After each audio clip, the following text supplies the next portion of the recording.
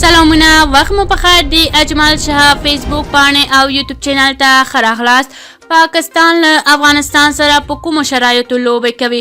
افغانستان د لوبو په کولو ګټه که تاوان کوي؟ لوبې کله دي او آیا کیدای شي چې 100% یقیني وي؟ نور جزئیات په همدې ویډیو کې وګورئ. یوټیوب چینل لایک او سبسکرایب کړئ.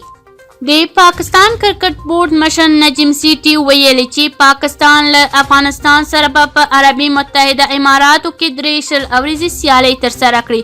سیټي د یو رسنیز کنفرانس په مهال وویل چې د دواړو هیوادونو د کرکټ ادارې هوکړې ته رسیدلي او د پاکستان حکومت اجازې ته منتظره دي.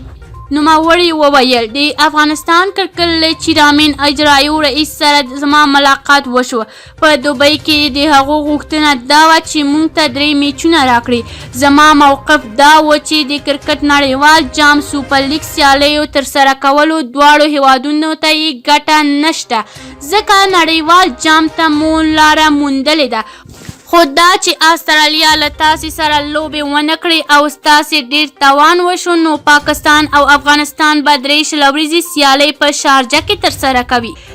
د پاکستان کرکټ مشر زیاتوي چې دا سیالۍ به پاکستان سوپر لیګ تر سیالۍ وروسته ترسره کیږي او له لوبو څخه لاسته راغلې ګټه به دواړه بورډونه په شریکه تقسیموي.